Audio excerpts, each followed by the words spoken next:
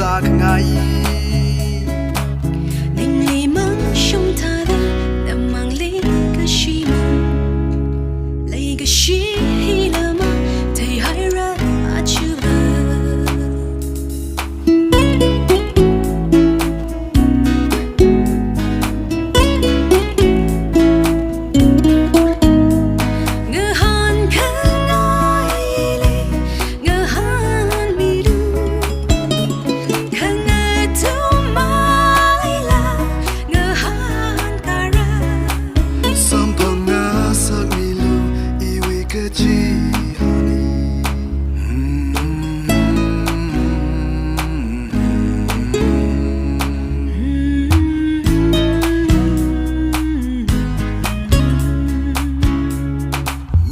khơ mang lơ mà ta suy khăn ngay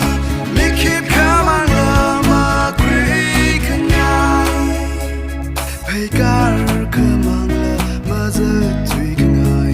ngơ ngơ lem li mà số mong được khờ chan xa khăn ngay Ninh lý mong sông thà